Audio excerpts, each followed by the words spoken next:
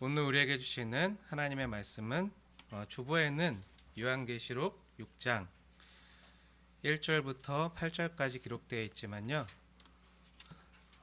1절만 합독해서 읽겠습니다. 오늘 다 다루지 못할 것 같고 1절만 우리 합독해서 하나님의 말씀으로 받겠습니다.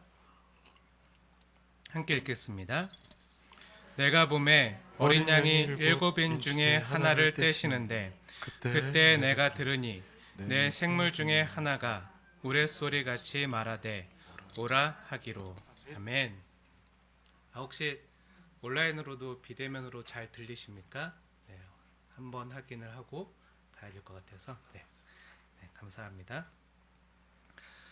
우리는 매 주일마다 성령님께서 우리에게 주시는 성령이 교회들에게 주시는 말씀을 듣고 있습니다. 아둔해진 기지만 그래도 주님 말씀에 귀를 쫑긋 세워서 그 성령님께 주시는 말씀에 겸허히 순종하려는 마음으로 받고 또 그 말씀을 믿고 살아내려 애쓰는 가운데 이렇게 6장에 다다랐습니다. 지난주에 어린 양의 피로 우리를 구속하여 하나님 아버지께 드리심으로 우리를 나라와 제사장 삼으신 그 내용들을 함께 우리가 상고하면서 참으로 하나님께 예배하는 자들은 또한 선교하는 자임을 함께 확인해 보는 시간을 가졌습니다. 그러면서 지난주에 가능하면 기회가 되면 이번 주에 오늘날 코로나 시대에 이 땅에서 하나님 나라 백성으로 또 왕같은 제사장으로 선교자적인 삶을 사는 모습이 어떤 모습인지에 대해서 함께 나눈다고 했는데 그것을 위해서 준비하면서 연구하면서 준비하다 보니까 내용이 너무 많아지고 광범해져서 한두 시간 내에 풀 수 있는 내용이 아니겠더라고요. 그래서 따로 특강 시간을 갖거나 이 주제로 세미나를 가져야 될 만큼 중요한 내용이고 많은 내용이구나를 깨닫게 돼서 오늘 하면 다들 힘드실 것 같아서 네, 오늘 나누지 않고요. 앞으로 요한계시록 한 장 한 장 우리가 다루어 가면서 말씀과 함께 녹여내서 풀어드리려고 합니다. 오늘 주보에는 8절까지 기록되어 있지만 다 못할 것 같아요. 1절 말씀만 우리가 중심으로 오늘 서론적인 내용만 다루려고 하는데요.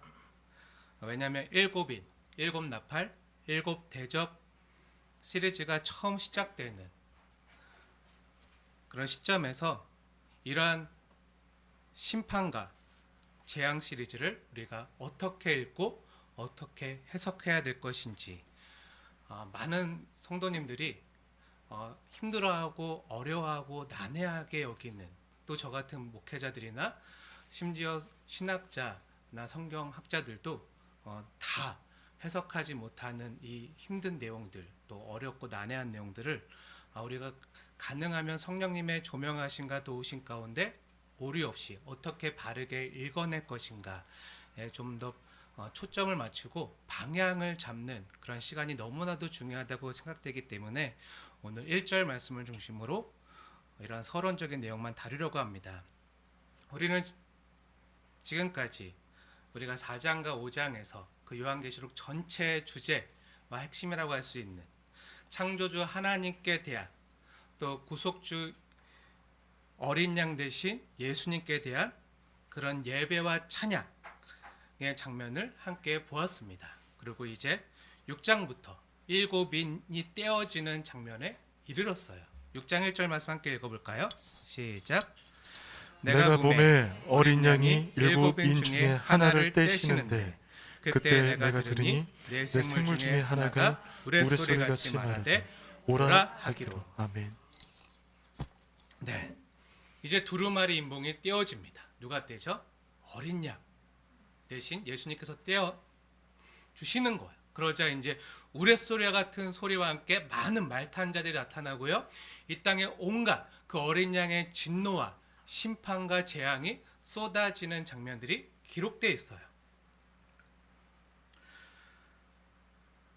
근데 이 부분들이 정말 해석하기가 쉽지 않은, 오늘날 성경학자들 가운데서도 끊임없이 논쟁이 계속되고 있는 그런 내용들이기 때문에 그 어느 때보다 성령님의 조명하심, 또 깨닫게 하시는 은혜가 필요한 장이라고 여겨집니다. 그래서인지 몰라도 많은 목사님들께서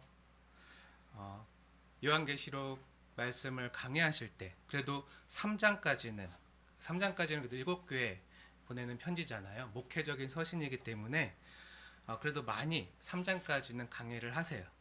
그리고 좀 더 계시록을 충실히 연구하시고 가르치시려고 애쓰는 분들은요, 그래도 5장까지, 4장과 5장에 나오는 예배의 장, 그 성부 하나님과 어린 양 대신 성자 예수님께 올려드리는 그 감격스러운 예배와 찬양까지는 그래도 많이 말씀을 하시고 강해를 해주세요. 그런데 제가 6장부터 이제 시작되는 어떻게 보면 7인, 7나팔, 7대접, 그 재앙 시리즈들, 이 심판의 말씀들을요, 설교하시거나 강의하시는 분들의 말씀은요 거의 들어보지 못한 것 같아요. 여러분 들어보셨습니까? 왜죠? 왜냐하면 정말로 해석하기가 쉽지 않고, 또 잘못 해석하면요, 그동안 요한계시록을 잘못 해석해서 많은 부작용을 낳았던 그런 시한부 종말론이나 7년 대환란, 휴거, 666, 아마겟돈 전쟁, 또 내가 본 천국 같은 그런 내용들이요 여기서 다 쏟아지기 때문이에요. 그래서 많은 그런 이단 사이비, 그런 것을 이제 이 내용들을 가지고 신천지나 시한부 종말론을 주장하는 사람들은 이 내용을 자신들만 해석할 수 있는 특별한 예언의 말씀으로 자기들 마음대로 곡해하고 왜곡시켜서 가르쳤던 내용들이 바로 이 부분에 집중적으로 기록되어 있어요. 왜죠? 우리 믿는 사람들이 이 말씀을 안 읽었기 때문이죠. 네, 읽고 듣고 그 가운데 기록된 것을 지키는 자, 복이 있다고 했는데 읽지도 않고 듣지도 않고, 또 저 같은 목회자들이 책임껏 성실하게 대원해서 말씀을 안 가르쳤던 그런 여파로 인해서 굉장히 오염되고 왜곡되고 곡해되어진 그런 종말론적인 내용들이 많이 한국교회 가운데 뿌려져 있는 게 사실이기도 합니다. 그래서 우리는 이 계시의 말씀, 이 계시록 1장에 어떻게 시작되죠? 예수 그리스도의 계시라. 우리 주 예수님의 계시의 말씀을 우리가 바르게 깨닫고 해석하기 위해서는요, 더욱더 겸손한 마음으로 또 주님의 조명하신 가운데 도움을 구해야 될 줄로 믿습니다. 특히 아마 그래도 열심히 읽어보려고 애쓰신 분들은 아마 6장뿐만 아니라 계시록 전체 말씀을 한 번쯤은 다 읽어보신 분들도 계실 거예요. 그랬다면 이 계시록 말씀을 쭉 읽어갈 때 그래도 5장까지는 괜찮은데 6장부터는 정말 무서운 말씀들이 막 쏟아지거든요. 막 4분의 1이 죽고 막 3분의 1이 죽고 이 땅에 있는 모든 사람들이 막 죽고 재앙이 쏟아지고 막 여러 가지 전염병과 지진과 환란과 전쟁 가운데 신음하고 고통하는 그런 내용들이 막 쏟아지는 내용들을 보면서 5장까지는 은혜롭게 보다가 6장부터는 마음이 좀 힘들어지다가 끝날 때는 무섭고 두려운 책으로 이렇게 오해하시면서 끝나는 것을 혹시 보게 되는데, 여러분은 어떻게 읽으셨습니까? 우리가 이 계시의 말씀을 바르게 읽고 깨닫기 위해서, 또 해석하기 위해서는 무엇보다도 이 말씀이 계시임을 알아야 돼요. 계시가 뭐죠? 감추어진 말씀이 계신가요? 아니죠. 네, 아니라 그랬어요. 네, 우리 하나님께서, 우리 주 예수님께서 자신의 뜻을 우리에게 밝히 보여주신 것을 계시라고 했어요. 계시. 네. 우리 연약한 인간들이 다 죄를 졌기 때문에 우리의 지식까지, 우리의 지성까지 전적으로 부패하고 타락해서 하나님을 온전히 알 수도 없고 깨달을 수도 없고 그 뜻을 온전히 찾을 수도 없는데, 그렇기 때문에 어떻게 해야 되죠? 하나님 스스로 우리에게 하나님의 뜻을 알려주셔야만 됐어요. 하나님이 어떤 분이신지, 우리 예수님이 어떤 분이신지, 그리고 그 주님의 뜻이 무엇인지 우리에게 밝히 깨달아 알 수 있도록, 우리같이 아둔한 사람들도 깨달아 알 수 있도록 알려주신 것이 계시예요. 성령님의 조명하신 가운데, 물론 성령님의 도우심이 반드시 필요하지만 복음과 함께 성령님이 역사하셔서 깨닫게 하시면 모든 믿는 사람들이 어린아이에서부터 어르신에 이르기까지 누구나 다 알 수 있도록, 깨달을 수 있도록 알려주시고 보여주신 것이 계시예요. 근데 이것을 우리가 믿고 이 말씀을 읽으면서 이 말씀이 정말 우리에게 위로가 되고 용기가 되고 힘이 되는 그런 승리의 말씀으로 계시록을 읽고 받고 이해했으면 너무 좋은데, 그동안 한국교회 가운데 또 오늘날 많은 우리가 이미 예전에 들어서 알고 있었던 파편화된 그런 두려운 그런 재앙과 심판의 메시지들이 너무 많이 혼합되어 있기 때문에 잘못 선입견을 가지고, 고정관념을 가지고 잘못 읽었던 것이 또한 사실이기도 합니다. 그래서 오늘 이 시간 다시 한번 우리의 지성을요, 우리 성령님 앞에 있는 모습 그대로 내어드리고, 우린 연약하니 성령 하나님 오셔서 우리의 아둔해진 우리의 지성을 밝혀주시고, 또 주의 얼굴빛이 우리에게 비추사 깨닫게 하시고 비춰주셔서 정말 주님이 우리에게 보여주시는 계시의 빛 안에서 하나님 되신가, 또 어린 양 되신가, 또 그 주님께서 우리를 지키시고 보호하시고 승리를 주시는 이 은혜의 메시지를 바르게 깨닫기 원합니다 하고 성령님께 도움을 구하는 자세와 마음으로 오늘부터 이 일곱 나팔, 일곱 대접 이야기를 함께 풀어가려고 합니다. 근데 주의할 것이 있어요. 그럼에도 불구하고 이 말씀이 묵시로 쓰여졌거든요. 그 당시 1세기 초대교회 당시에는 누구나 다 알 수 있는 그런 그 문화와 그 시대와 역사 가운데 살던 사람들에게는 정말 목회적인 서신으로, 또 그 믿는 사람들 안에서는 통용되었던 말씀으로 위로와 힘과 용기가 되는 말씀으로 주어졌지만 2000년이 지난 우리에게는, 또 다른 시대와 다른 문화와 다른 국가에 사는 우리에게는 조금 와닿지 않는, 너무 동떨어진, 또 이 말씀을 그대로 해석하기가 어려운 많은 상징들이 쓰여져 있거든요. 이 상징을 당시 사람들은 알았지만 우리는 다 온전히 깨닫지 못하고 알지 못하는 말들이 굉장히 많이 있어요. 우리 오늘날에도 줄임말 많이 쓰잖아요.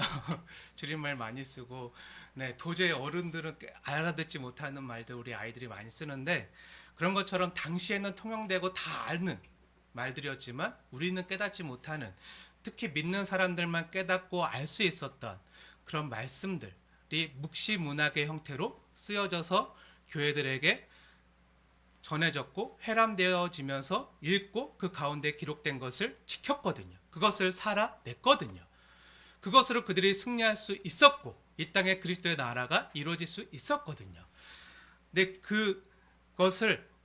근데 오늘날 우리는 다 알지 못하기 때문에 조금 더 겸손하게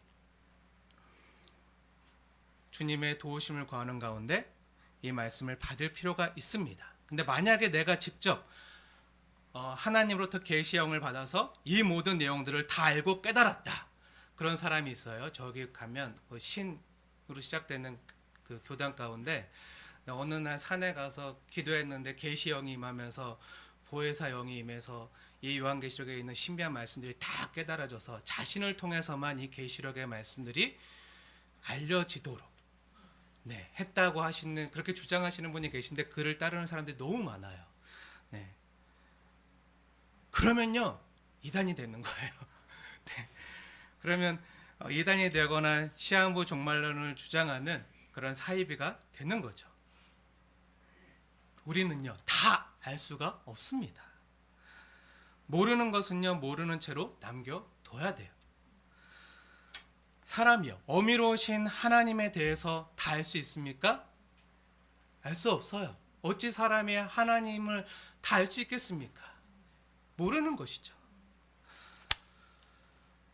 이것은요 마치 척추나 뼈나 손톱이나 발톱이 없는 그런 환영 동물 중에 하나인 지렁이가요. 내가 사람을 봤는데 사람에 대해서 다 깨달았다라고 지렁이의 지식과 수준으로, 지렁이는 뼈가 없잖아요. 척추가 없잖아요. 손톱이나 그런 게 없잖아요. 근데 그 사람 그 자기의 어떤 지식이나 수준으로 그 뼈 있고 그 손톱이 있고 그런 게 모든 기관과 조직에 있는 사람을 자신의 말과 자신의 지식으로 애써 묘사해서 다른 지렁이들에게, 그 땅 속에 사는 다른 지렁이들에게 알려주는 것과 같은 거예요. 못하는 것이죠.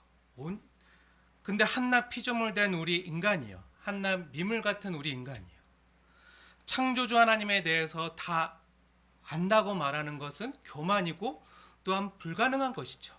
하나님은 다 알 수가 없어요. 불가해한 분이세요. 다 이해하지 못해요. 하나님이 계시해 주는 만큼만 우리가 알 수 있는데, 근데 그 계시해 주는 이 하나님의 말씀이 우리가 구원받고 또 하나님 나라의 백성으로 또 제사장으로 살아가기에 충분한 그런 말씀이기 때문에 성령님을 의지하는 가운데 성령님의 도우심을 구하면서 이 말씀대로 살려고 애쓰는 것이죠. 하지만 인간의 좁은 안목으로요, 다 하나님이 어떤 분이신지, 그분의 뜻이 무엇인지 다 깨달을 수는 없는 거죠. 다만 하나님께서 우리에게 밝히 보여주신 부분만, 알려주신 범위 내에서만 하나님을 알 수 있는 것이죠. 이게 뭐죠? 아까 제가 계시라 그랬어요. 예수 그리스도의 계시라. 계시는요, 남들이 모르는 신비한 내용을 나만 신비적으로 하나님과 통해서 깨닫는 것이 계시가 아니라 하나님 스스로 우리에게 밝히 보여주신 거라고 했어요. 자신이 어떤 분이신지 또 자신의 뜻이 무엇인지 스스로 나타내 알려주신 것. 그 계시의 수단과 방편이 뭐죠? 네, 하나님의 말씀인 성경, 그리고 성례예요.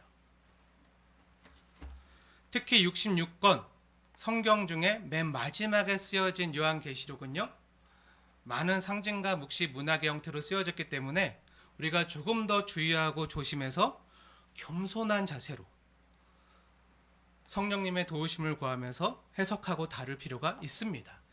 이 3대 7중 심판의 내용들이요, 문자적으로 어떻게 이루어지는 것인지, 아니면 상징적으로 이루어지는 것인지, 아니면 상징적으로 이루어지면서 문자적으로도 같이 이루어지는 것인지, 영적인 것인지 아니면 이 땅에 현실적으로 물질적으로 어떻게 나타나는 것인지 자세히 살필 필요가 있는 거죠. 네. 이 문자적인 걸 문자적으로 풀어야 되는 거를 상징적으로 풀어서도 안 되는 거고요. 근데 상징적으로 풀어야 되는 거를 문자적으로 풀어서도 안 되는 거예요. 제 1장에 나오는 예수님의 모습을 문자적으로 풀면 어떻게 된다 그랬죠? 네, 2장, 3장에 나오는 그 예수님의 모습을 문자적으로 그대로 묘사하면 이상하게 된다 그랬어요. 네. 그런 것처럼 또 19장에 가면 그 용과 사단이 결박당하거든요. 그럼 그것도 그 실제적으로 결박당해서 수갑 차고 있는 그 드래곤이나 용의 모습이 아니잖아요. 그렇죠? 상징적으로 우리가 영적으로 풀어야 되는 부분이 있어요. 하면 실제적으로 우리가 이 땅에서 당하는 어려움과 환난과 고난과 그런 실질적인 문제들과 핍박도 분명히 있어요. 근데 이것을 어느 부분은 상징으로 풀고 어느 부분은 문자적으로 풀어야 되는지 우리가 다 알지 못하고 이것을 혼용하거나 남용하거나 잘못 해석하면 이상해지는 것이죠. 그래서 늘 겸손히 모르는 것은 모른다고 우리가 하나님께 맡겨드리고 신뢰하는 가운데 하나님 우리에게 밝히 보여 알려주신 말씀을 붙들고 우리가 그래서 성령님의 도우심을 구하는 가운데 어두워졌기 때문에 성령님이 비춰주시는 만큼 조명해 주시는 만큼, 하지만 우리는 성령님께서 우리에게 조명해 주시는 그 빛 가운데서 사는 것만으로도 충분합니다. 그것을 의지하면서 걸어가고 살아가는 것이죠.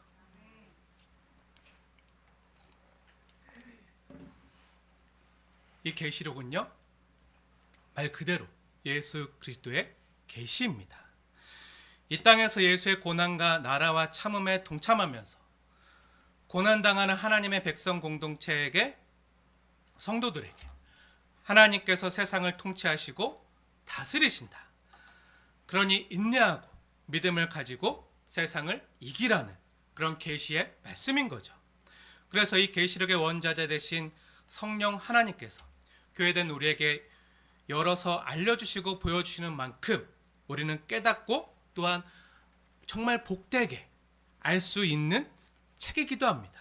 그래서 우리는 열심히 읽어야 돼요. 또 열심히 듣고 보고 또 이 기록된 말씀을 붙들고 지켜 살아내려 그래야 이길 수 있거든요. 그렇게 이겨가야 되는 삶이 우리의 삶인 것입니다.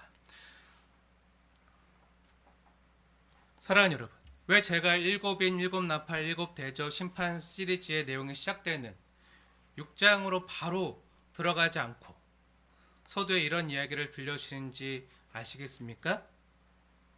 저 역시요. 겸손히 주님의 도우심과 조명하심과 인도를 구해야 되는 연약한 사람임을 고백하는 거예요. 뭐죠? 다 알 수 없다는 거예요.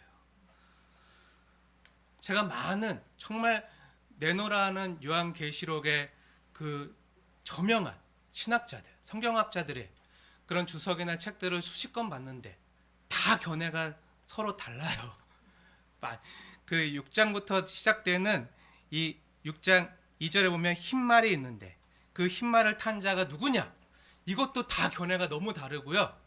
그 탄 자가 예수님이다, 아니다, 뭐 다른 사람이다, 강대국이다, 제국이다 막 하는 그 견해도 다 다른데 정말 훌륭한 성경학자거든요. 정말 바른 복음주의자거든요. 그럼 누군 맞고 누군 틀린 겁니까? 아니죠. 우리는요, 그 모든 가능성을 열어두고 성령의 도우심을 구하는 가운데 우리가 어떻게 이 말씀을 읽어야 갈지 다 모르는 것은 성령님께 맡겨드리고 또 아는 부분 내에서 우리가 조명하신 가운데 하나님의 말씀을 받아 살아내는 거예요. 다 알 수 없습니다. 연약한 인간은요. 저도 그렇지만 여러분도 그렇잖아요. 당장 내일 일이 어떻게 될지 모르잖아요. 그렇죠?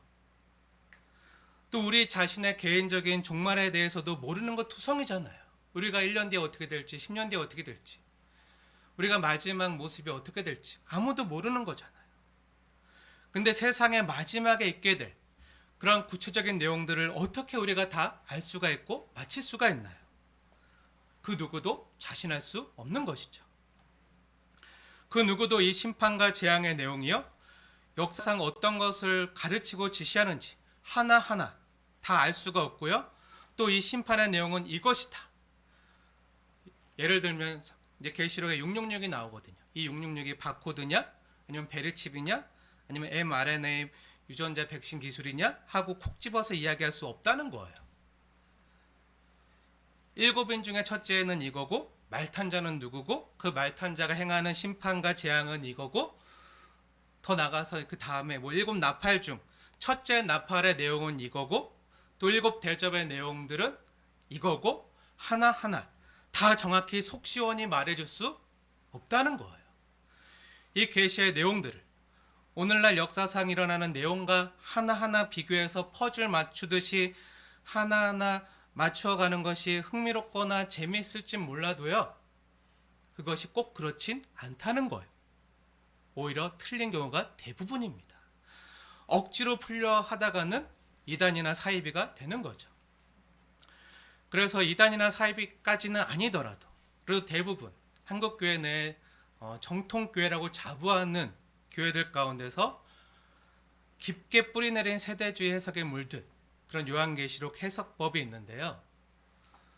이런 잘못된 해석 방법으로 가르치는 교단이나 그런 교회들도 많이 있어요. 예전에 제가 고등학생 때 처음 교회 나가서 예수님 믿었는데, 그 처음 나갔을 때 그 교회 감리교회였거든요. 그 감리교회 목사님께서 요한계시록 강해를 매 주일 저녁마다 쭉 해주셨는데 정말 하루 한 주도 안 빼놓고 다 들었어요. 너무 궁금하기도 하고 두렵기도 하고 어떻게 잘 준비하고 대비할 수 있을지 순결한 신부가 되기 위해서 열심히 귀를 쫑긋 세워서 들었는데, 이런 내용들이었어요. 2000년 전 사도 요한이 보았던 바다에서 올라오는 짐승은 오늘날의 핵 잠수함이고, 머리에 7뿔 달린 짐승은 오늘날의 헬리콥터고, 머리에 막 여러 가지 돌아가잖아요. 그 열왕이 막 나오거든요. 그 열왕은 오늘날 유럽 EU의 수장들이고, 적 그리스도는 교황이고, 이들이 2만만의 군사, 즉 2억 명의 군사력을 보유한 그 나라와, 어디죠? 2억 명의 군사를 보유할 수 있는 나라가 어디겠어요? 중국이겠죠? 그러니까 중국과 아마겟돈, 그 이스라엘 대평양, 그 아마겟돈에서 전쟁을 일으킬 것인데, 이것이 아마겟돈 전쟁이다. 이것이 3차 세계 대전이고, 이때부터 7년 대환란이 시작될 것이다. 이렇게 제가 배웠거든요. 근데 굉장히 은혜롭고 기도도 뜨겁고 정말 전도도 열심히 하고, 제가 많이 정말 하나님께 통회하고 자복하고 회개했던 그런 좋은 교회였어요. 네. 근데 목사님께서 이렇게 가르쳐 주신 거예요. 그때 그 요한계시록 강해의 말씀을 들을 때 정말 두렵기도 하고 무섭기도 하면서, 하지만 하나하나 짜 맞추듯이 이건 이거고 이건 이거고 해주시니까 그런가 보다 하면서 저에게 많은 흥미를 유발시키면서 들었거든요. 근데 보니까 그 오멘과 같은 그 계시록을 소재로 한 많은 공포 영화에서 쓰는 그런 내용들이 이런 방법을 쓰고 있거든요. 그 후로 제가 나중에 성경을 진지하게 연구하면서 성경을 미래 어느 날에 되어질 어떤 퍼즐 맞추어 가듯이 짜 맞추어 가는 해석은 매우 잘못된 것이구나. 근데 그 목사님께서도 666은 바코드다. 그땐 바코드다 그랬었는데 시간이 변하니까 베리칩이라고 또 하시는 거예요. 그런가? 그런데 바뀌어요. 이상하죠. 네. 근데 이건 이거다 하고 짜 맞춰야지 사람이 속이 시원하잖아요. 그럼 그 다 아닌 것들이 다 이것만 안 하면 되는구나. 어떻게든 어떻게 살든 바코드 그 666만 안 받으면 되겠구나. 이러면서 그냥 다른 것들은 마음껏 하면 살잖아요. 그게 아니라는 거죠. 네. 그런 짜맞춰가는 해석은요 매우 잘못된 것이구나. 그리고 성경은요 우리의 지적인 호기심을 만족시켜주기 위한 책이 아니라 뭐죠? 목회적인 서신이거든요. 우리가 이 땅을 어떻게 믿음으로 살아가야 되는지, 그것을 예수 그리스도의 계시의 말씀으로 우리에게 주신 것. 그래서 먼저는 1세기 당시 초대교회 가운데 고난당하는 성도들에게, 또 오늘날 고난 가운데 이 땅에서 하나님의 나라로 또 왕같은 제사장으로 부름받아 살아가는 교회들, 저와 여러분 성도 모두에게 주님께서 주시는 위로와 승리의 책이구나. 이것을요 계시록을 계속해서 읽고 묵상하는 가운데 성령님의 도우심으로 깨닫고, 이렇게 성경을 읽고 해석하는 것이 잘못되었구나 하고 더 이 계시록 말씀에 창념했던 기억이 있습니다. 이러한 깨달음이 오니까요 더 이상 계시록은요 재앙이나 두려움이 가득한 심판이나 재앙의 책이 아니라 우리 성도들에게 정말 위로가 되고 용기가 되고 힘이 되는 그러한 복음이구나, 이렇게 다가오는 거예요. 그러자 계시록의 말씀이 정말로 사랑스럽고 반납 묵상하고 맛보고 뜯고 음미하고 싶은, 그리고 계시록 6장부터 19장까지 말씀은 아무리 읽어도 더 이상 두렵지 않고 오히려 용기가 되는 말씀으로 그렇게 다가오게 된 것이죠. 복된 삶을 사는 거죠. 이러한 복된 삶을 함께 살아가며 동행하기를 소원하고 우리 성도님들께도 권면하면서 이제 앞으로 우리 펼쳐지게 될 심판과 재앙의 메시지가 기록되어 있는 것 같이 보이는 7인 7나팔 7대접 심판들을 하나하나 보려고 합니다. 우선 결론부터 말씀드릴게요. 정답부터 말씀드리자면 7인 7나팔 7대접 심판의 그 하나하나가 무엇이고 어떠한 것으로 우리에게 나타날지는 우리는 쪽집게처럼 하나하나 속 시원히 다 맞출 수 없다는 거예요. 성령님의 조명하심과 도우심을 겸손히 구하면서 그 시기적으로 시대적으로 다 다르게 나타났거든요. 성도들에게 나타난 그 어려움이나 고난이나 그 사정이 다 다르잖아요. 그때도 주님께서는 우리와 함께 하시고 우리를 손으로 붙들고 계시고 우리를 하감하시고 지켜보시며 이길 수 있는 힘을 주시고 건져 주시잖아요. 하지만 모르니까 이건 진짜 난 모르는 거야 하고 이런 게 아니라 그래도 성령님이 조명하심을 구하는 가운데 그래도 계속 읽는 거예요. 읽고 성령님이 교회들에게 하시는 말씀을 듣고 이것이 무엇인지 바르게 알기 위해서 창념하고 애쓰는 가운데 묵상하는 것이 필요하겠지만 억지로 안 풀리는데도 불구하고 사사로이 인간적으로 풀려 해선 안 되는 거죠. 어떤 거는요, 주님이 깨닫게 하실 때까지 모르는 것은요, 겸허히 모른다고 해야 돼요. 그 마지막 때가 언젠지, 주님이 언제 오실지 아무도 몰라요. 근데 나는 계시록 말씀을 보니까 예언의 받아서 이때와 시기와 징조를 보아하니 이때쯤일 것 같아 하고 그 날짜와 그 시간을 얘기하면 뭐가 되죠? 네, 이단이 되는 거예요. 시한부 종말론이 되는 거예요. 다 아는 채 해선 안 되는 거죠. 하지만 우리에게 분명히 알려주시고 보여주신 것이 있는데 뭐죠? 우리가 분명히 확신할 수 있는 내용이 있는데 확신할 수 있는 사실이 뭐죠? 이 두루마리 인봉을 누가 떼신다고요? 어린 양 대신 우리 주 예수님께서 이 인봉을 떼신다고요. 이 일곱인, 일곱나팔, 일곱대접, 삼중 심판의 내용 전부를 주관하시고 관장하는 분이 누구라고요? 두루마리의 일곱인을 떼시는 어린 양이시라는 거예요. 우리 주 예수님께서 이 모든 일의 집행을 총 사령관이 되셔서 친히 해 나가신다는 거예요.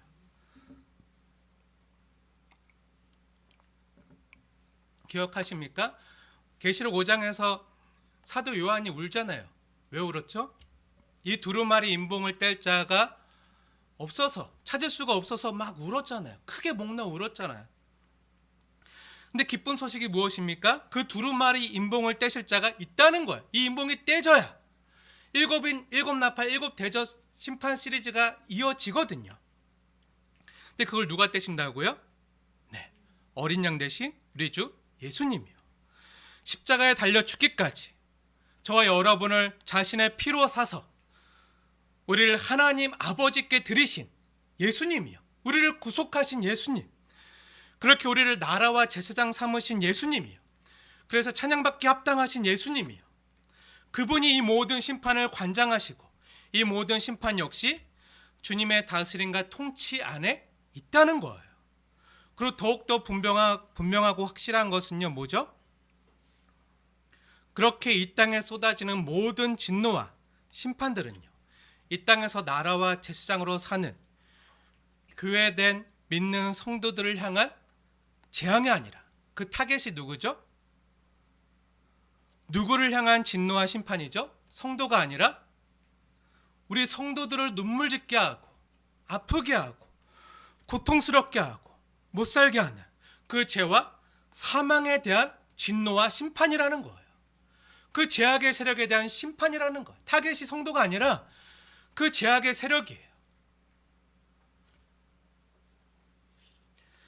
그리고 그 사단과 그를 따르는 이 땅의 악의 무리에 대한 심판인 것이죠. 앞으로 함께 확인하고 보시겠지만 어린 양께서 진노를 발하시면서 이 땅을 극렬히 심판하시는 중에도 교회된 성도들을 철저히 보호하시고 지키시면서 구원해 가시는 장면들을 볼 수가 있거든요. 그렇게 우리 성도들은요, 이러한 심판들을 보면서도 두려워할 필요가 없는 거죠. 오히려 우리 성도들을 구원하고 신원하시기 위한, 우리 억울함을 풀어주시기 위한, 우리를 사랑하시는 어린 양 되신 예수님께서 우리 아픔을 친히 채울하시고 몸소 경험하신 어린 양 되신 예수님께서 사자가 되셔서 원수를 짓밟고 그 우리의 원수와 대적들을 향한 진노와 심판이기 때문에 그 어린 양을 따르는 자들은 어떻게 되죠? 기뻐하고 그 어린 양의 승리에 함께 동참할 수 있게 되는 거죠. 근데 여기서 주의할 필요가 있어요. 뭐냐면 그동안 한국교회 가운데 깊게 뿌리 박혀 있는 그 세대주의적 관점이 있는데요. 이 두루마리 인봉이 떼어질 때, 그 두루마리 첫째 인봉을 떼질 때부터 이 땅에 7년 대환란이 시작된다는 거예요. 이제 심판이 임하잖아요. 그 진노가, 어린 양의 진노가 이 땅에 쏟아지는데 그것이 이 땅에서 겪는 7년 대환란. 근데 이 7년 대환란이 너무 심하기 때문에 예수님을 믿는 성도들은 어떻게 되죠? 이 땅에서 환란을 당하지 않고 하늘로 들림받아 뭐죠? 휴거를 당해서 이 땅에서 7년 대환란을 피한다는 거예요. 들어보셨죠? 네, 아마 많이 들어보셨을 거예요. 저도 그렇게 배우고 들었어요. 그래서 휴거가 뭐냐? 4장에서 그 요한계시록 4장에 보면은 사도 요한이 그 성령님 음성을 듣잖아요. 이리로 올라오라 하는 음성을 들은 후에 열린 하늘 문으로 하늘로 들림받아 올라가잖아요. 그렇죠? 하늘로 올라갔잖아요. 그래서 이것이 휴거다. 그래서 성도들도 이 땅에서 교회로 살다가 휴거를 당해서 그 천상에서 하나님께 예배하는 가운데 이 땅에서 당하는 7년 대환란을 피하게 될 것이다. 이 땅의 7년 대환란 전에 하나님이 피할 길을 예비하셔서 요한처럼 이리로 올라오라 하여서 하늘로 들림받아서 천상에서 하나님을 예배하고 행복하게 편안하게 살다가 이 땅에 하나님의 진노와 심판들이 다 끝나고 새 예루살렘과 새 하늘과 새 땅이 펼쳐지는 날 완성된 하나님 나라에 들어가게 될 것이다 라고 말하는 분들이 많이 계세요. 저도 예전 고등학생 때 교회를 다닐 때 목사님부터 이렇게 배웠거든요. 들었어요. 근데 이렇게 해석하면요, 단점이 생겨요. 만약 이러면요, 계시록 6장부터 19장까지의 내용은요, 성도된 우리와는 상관이 없는 메시지가 돼요. 그렇죠. 성경에서 가장 많은 분량을 주 예수님께서 기록해 주실 필요가 없었던 거죠.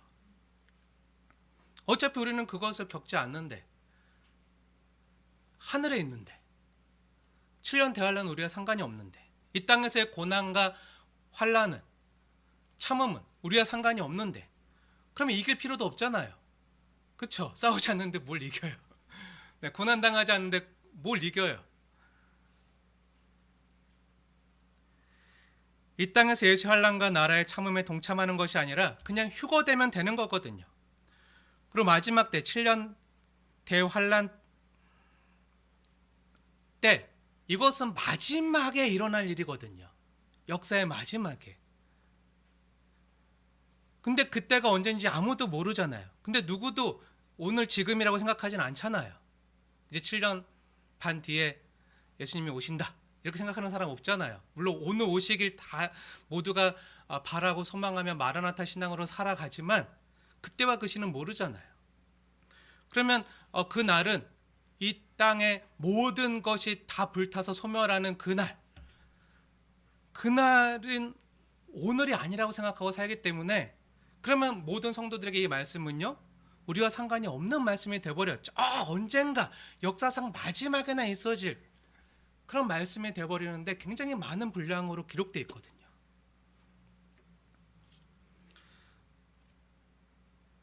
그냥 그 전까지 그냥 잠시 피하여서 행복하게 있다가 휴거돼서 완성된 천국에 들어가면 되거든요.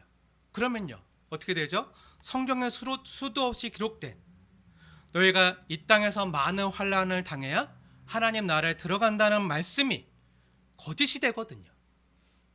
너희가 이 땅에서 환난을 당하나 담대하라. 성경에서 말하고 있잖아요. 성경은요, 성도가 고난을 피해서 하나님 나라에 들어가는 것이 아니라 이 땅에서 고난 가운데 고난을 통하여 하나님 나라에 들어간다고 말씀하고 있거든요. 그럼 이 해석은 아무래도 틀린 것 같이 여겨지시죠? 그쵸? 휴거당해서 이 땅에서 환난을 피하는 거. 그래서 어느 이단도요, 이건 좀 너무 아니라고 생각했는지 예전에 시한부 종말론을 주장했던 다미 선교회라고 있어요. 예전 1992년 10월 28일 자정에 12시에 예수님께서 재림하신다. 그때 예수 믿는 성도들은 휴거될 것이다. 다 들림받을 것이다. 라고 했어요. 그리고 이 땅의 소수의 순교자의 사명을 가진 성도들만 이 땅에 남을 것이다 라고 말을 했는데, 이때 어떻게 되었죠? 다 휴거되었나요? 다미 선교의 대표인 이장님 목사도 휴거가 안 되었어요. 네. 그럼 교주랑 신도들 다 이 땅의 순교자로 남은 것인가요? 아니죠. 나중에 예수님의 재림이나 휴거에 대해서 기회가 된다면 성경적으로 자세히 말씀드릴 기회가 있으면 좋을 것 같아요. 오늘은 다 하지 못할 것 같아서. 하지만 중요한 것은요, 우리가 성경을 읽고 해석할 때 모르는 것은요, 억지로 푸는 것이 아니라, 사사로이 푸는 것이 아니라 주님께서 우리에게 친히 알려주시고 보여주신 것을 중심으로 성경을요 문맥에 맞게 해석해가는 것이 중요하다는 거예요. 6장부터 시작되는 7의 심판부터 그동안 임봉되었던 두루마리가 하나씩 열리면서 이제 이 땅에 펼쳐지고 쏟아지는 하나님의 진노와 심판들이요, 여러 재앙의 모습으로 나타나면서 그 강도가 어떻게 되죠? 읽어보신 분들은 아시겠지만 그 강도가 점점 심해지고 강해지고 있어요. 앞으로 보게 되실 거예요. 하나씩 먼저 보자면, 오늘 본문 원래 6장 1절부터 8절까지 보려고 했는데 6장만 봐도요, 다음번 더 자세히 다음 주에 다루겠지만 간략히 보면 첫째 인이 떼어질 때 이 땅에서 전쟁이 일어나요. 그 둘째 인이 떼어질 때 내란이 일어나고요, 셋째 인이 떼어질 때는요 이 땅에 끔찍한 기근이 들어요. 그리고 8절 넷째 인을 떼실 때 청황색 말을 탄 자가 나오는데 그 탄 자의 이름이 뭐라고요? 사망이고 음부가 그 뒤를 따르는데 이 땅의 4분의 1 되는 사람들을 검과 흉년과 사망으로 죽여요. 근데 요한계시록 8장에 가면 7 나팔 심판이 나오는데요, 그때는 4분의 1이 죽임당하는 것이 아니라 강도가 더 세져서 7 나팔 때는요 이 땅의 3분의 1이 다 죽임을 당해요. 사람뿐만 아니라 모든 짐승과 피조물까지 다 3분의 1이 죽임을 당해요. 그리고 마지막 7 대전 심판 때는요 4분의 1이나 3분의 1 이렇게 부분적으로 국지적으로 일어났던 그런 재앙들이 이제는 이 땅 전체적으로 온 우주 전체 7 대전 심판 때는요 이 땅 전체 극렬한 심판이 임해요. 그럼 점점 세지고 심해지는 재앙과 심판들의 내용을 보면요, 이 땅에 쏟아지는 어린 양의 진노와 심판이 점점 심해지기 때문에 우리들 역시 두렵고 무서운 마음이 들 수가 있어요. 그런데 성도된 우리가 전혀 두려워할 필요가 없는 것은요, 이러한 심판과 진노가 이 땅의 교회된 성도를 향해서가 아니라 누구를 향한다고요? 네, 어린 양을 대적하는, 하나님을 대적하는 죄와 사망, 그리고 세상 주관자들과 악한 영들을 따르는 그 세상을 향한 어린 양의 진노와 심판이라고요. 이렇게 이해하시면 될 것 같아요. 구약 성경에 보면 출애굽기 나오잖아요.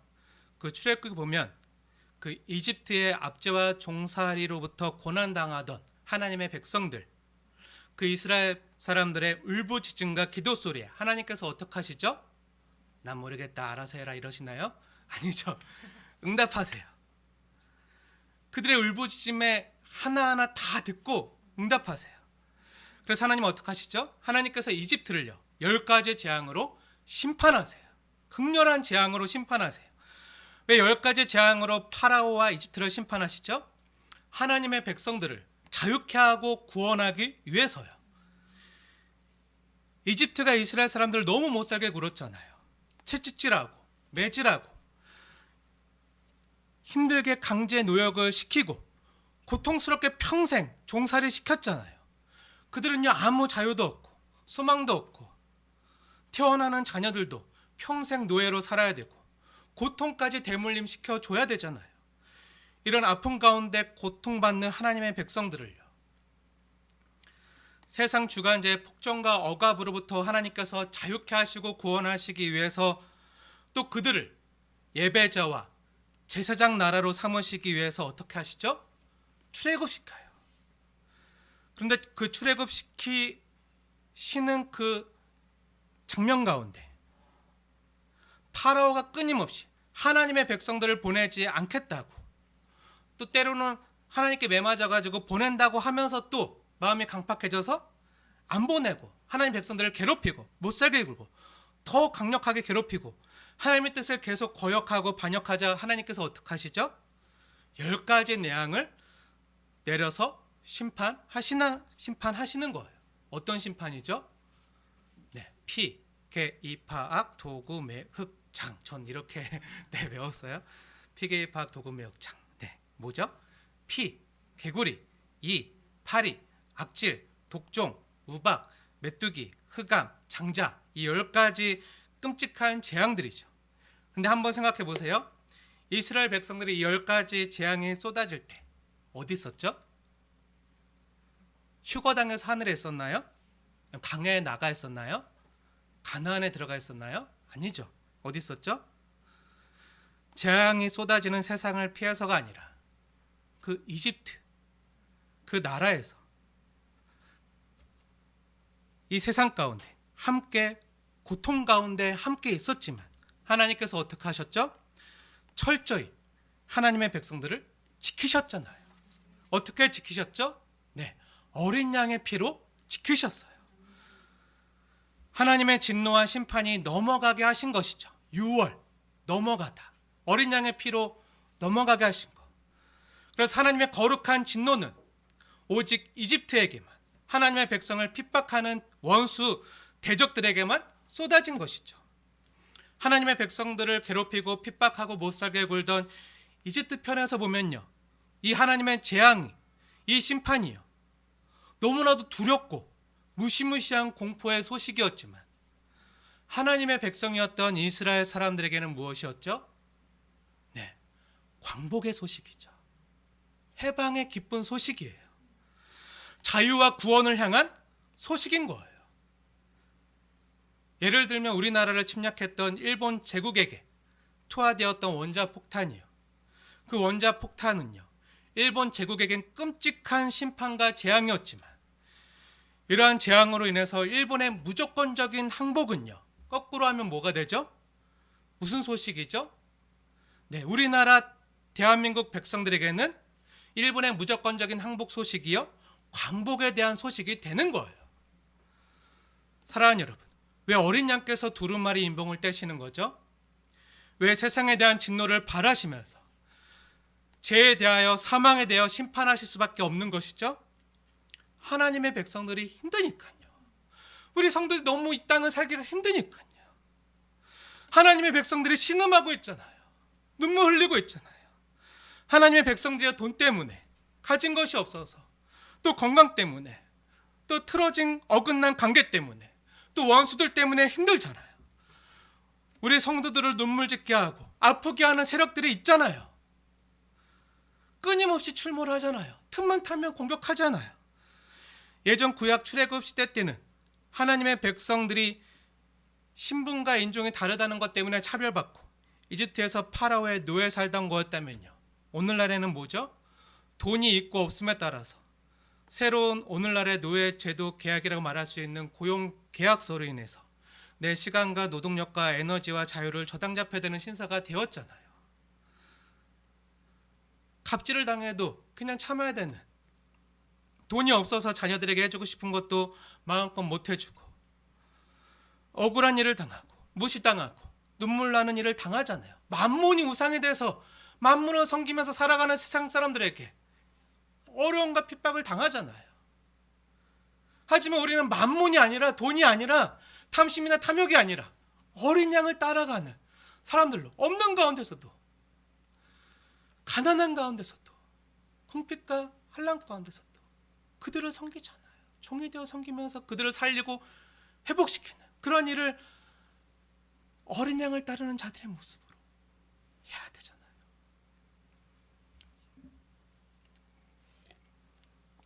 근데 세상은 어떻게 하죠? 이걸 악용해요. 이용해요. 오리를 가자면 심리까지 가자 그러고, 왼밤 때리고 오른밤도 돌려대 하면서 또 때리고 계속 우리 맞잖아요.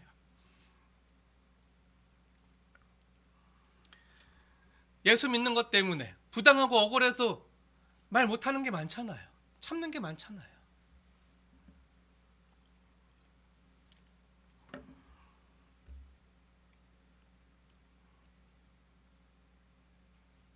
사랑하는 여러분, 혈과 육의 싸움이 아니라, 그 사람과의 싸움이 아니라, 그 사람을 지배하고 좌지우지하는 그 어둠의 세력, 세상 주관자들, 그 영적인 세력과의 싸움인 거예요.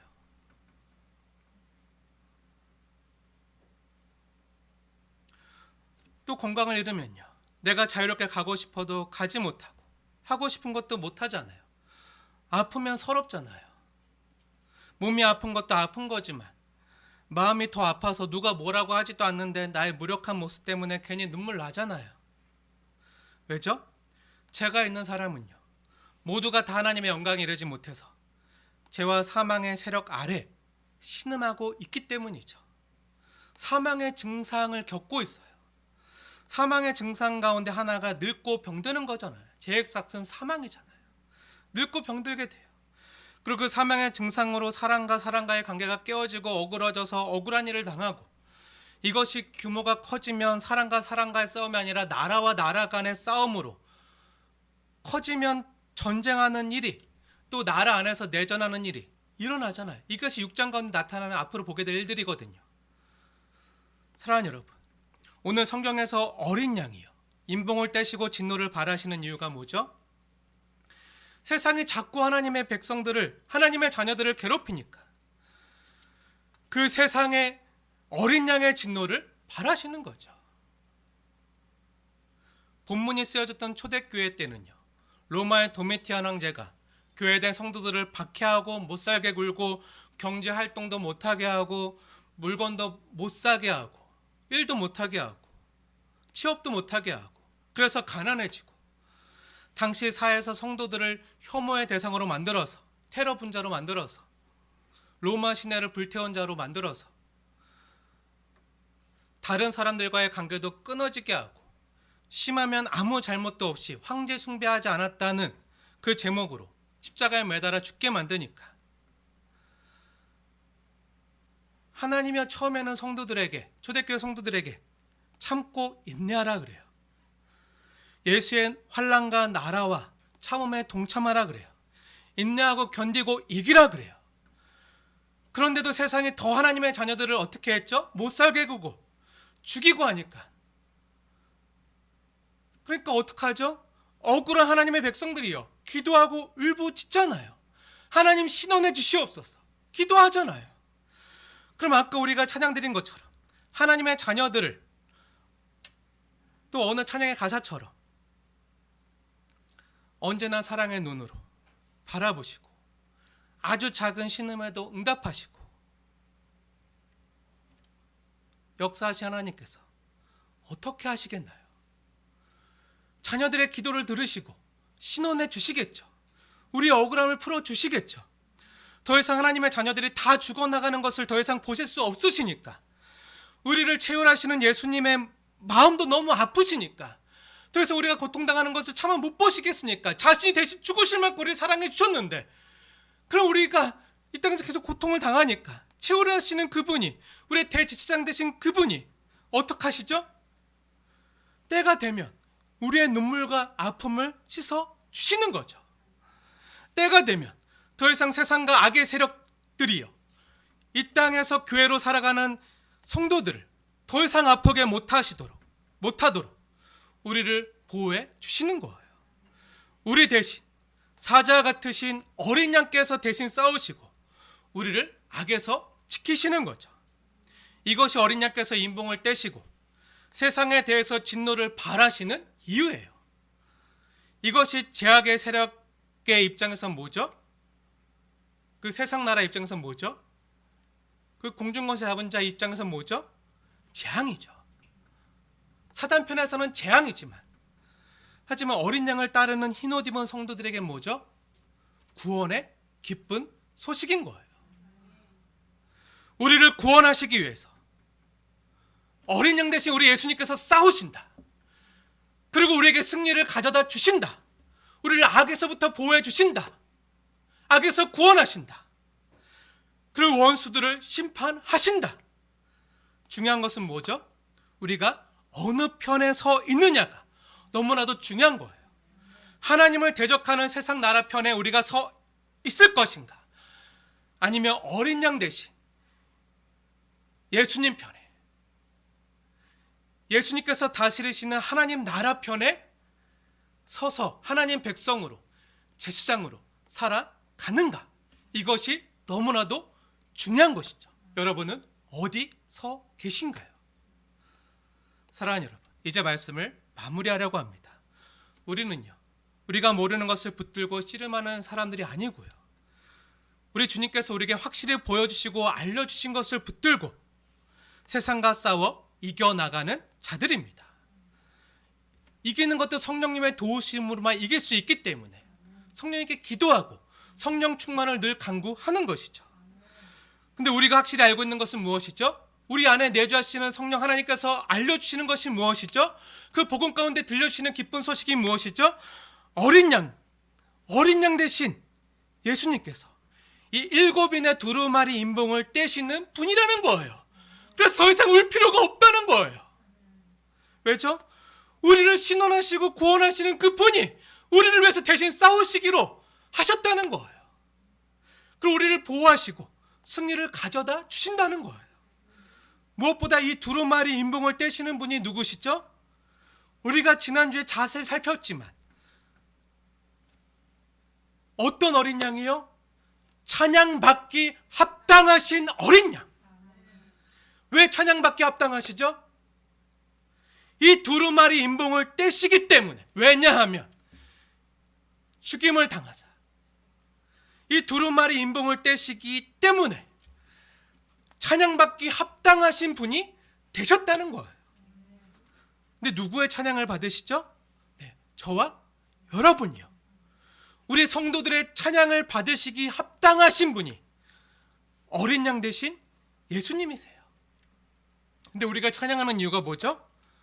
예수님께서 두루마리 인봉을 떼시기 때문에 더 이상 우리가 사도 요한처럼 울지 않아도 되고 오히려 기뻐하면서 찬양할 수 있게 된 것이죠. 뭐죠? 나의 찬양을 받기에 합당하신, 나를 위해 싸우시는, 나와 상관 있는, 나를 구원하실, 나의 억울함을 풀어주실, 나의 눈에서 흐르는 눈물을 씻어주실, 나를 신원해 주실, 나를 지켜주실 그 주님께서 나를 위해서 앞으로 펼쳐가실 인생으로 인한 그 소망이 벅차올라서 부르는 찬양인 것이죠. 그러니까 찬양받기 합당하신 어린 양이 되시는 거예요. 찬양의 뜻이 뭐라 그랬죠? 자랑하는 거, 칭찬하는 거. 우리 주님이 나를 위해 싸우시고 날 구원하시고 날 지키시고 내 앞길을 열어주셔. 이것이 너무 감격스럽고 벅차올라서 자랑하고 싶은 거예요. 칭찬하고 싶은 거예요. 주님의 이름을 높이고 싶은 거예요. 그래서 부르는 찬양인 것이죠. 주님만이 나의 왕이십니다. 주님만이 나의 주님이십니다. 주인 되십니다. 온 세상 날 버려도 주 예수 날 안 버려. 주 예수께서 날 지키시며 품어주시니 주님만이 찬양받기 합당하신 분이십니다. 그럼요. 이렇게 찬양과 승리의 찬가를 부르는 저와 여러분이요. 이제 앞으로 함께 상고하게 될 7인, 7나팔, 7대접 심판들의 이야기들은 뭐죠? 우리를 좌절시키고 두렵게 하고 공포스럽게 만드는 재앙의 소식이 아니라 뭐죠? 우리 대적 원수와 싸워 이기시는 어린 양의 승리의 소식,